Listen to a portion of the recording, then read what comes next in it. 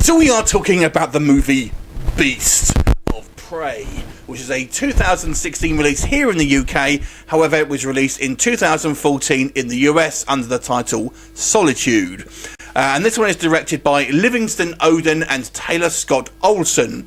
I want to talk a little bit about the title of this one, Beast of Prey. What does that actually mean? They've just thrown a kind of bunch of kind of cool words together and think, that sounds good, but what does Beast of Prey actually mean when you think about it? Anyway, I digress. Now, this film has somewhat of a unique flavour to it. It's kind of an anthology film, but has a somewhat a different flavour and a unique way of doing things that kind of really sets it apart, I would say, from a lot of its other kind of contemporaries. So let me just explain a little further. So that the kind of like the main plot, I guess, it's about this guy who is told that his mother has died, and he's kind of been estranged from her, and he's basically left this kind of storage locker, and inside this storage locker is simply a box of evidence. And this guy doesn't know what his mother's been up to. So as he's going through this evidence box, he basically finds out that his mother has been chronicling all these kind of like monster attacks going back decades, basically.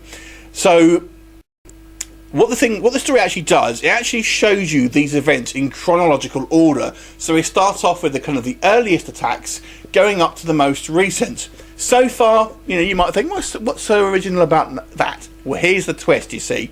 When we see these little shorts, basically, the little short stories of all these different encounters, they are done in the style of the time that they are meant to be taking place. So, for example, the first clip we see, which is the earliest encounter, it takes the style of it is like a kind of black and white monster movie that you would have seen, like Dracula, the Frankenstein, basically kind of Universal style monster film, with kind of the acting, the camera, the lighting, the costumes, everything like that, and even the monster effects, they're all representative of that time. And that's, we kind of go throughout, you know, as it goes out through age, basically. We come through the kind of like a 60s one, like a kind of 80s, and we even get a kind of a found footage one in the style of the kind of the Blair Witch Project, as it kind of goes through time. So each kind of section basically is representative of the time that it takes place, which I thought was really good. So it adds that kind of a very unique flavour to it.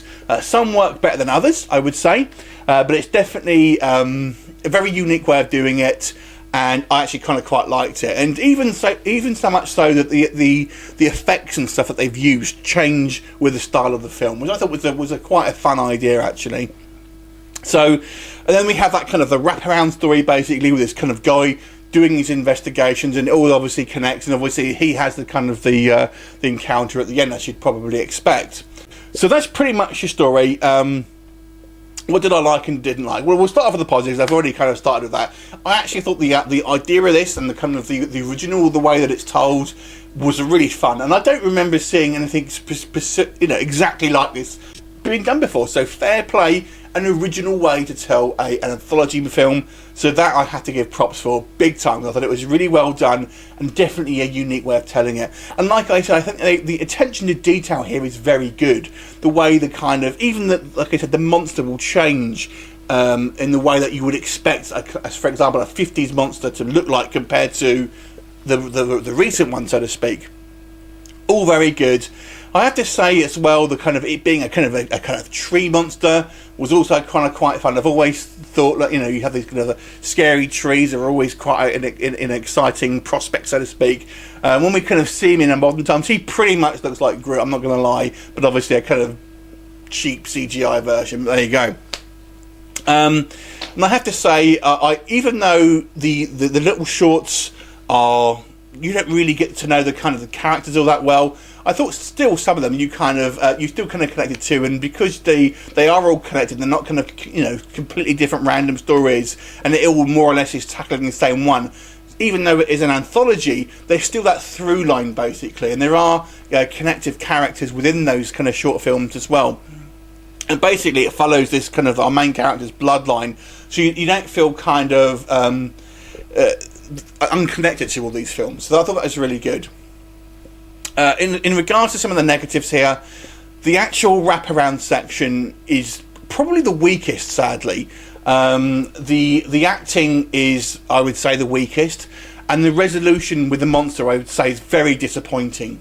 That seems really rushed to me, and I think when you actually see the monster, because it's been so clever up until that point, it comes across as a bit lame. I kind of like the design of it, but I don't know, the execution really wasn't there for me, if that makes sense. I don't want to give too much away, but you know, I kind of still liked it to a point, but it just didn't feel up to the promise, because I was so kind of impressed with what it had done so far to that point.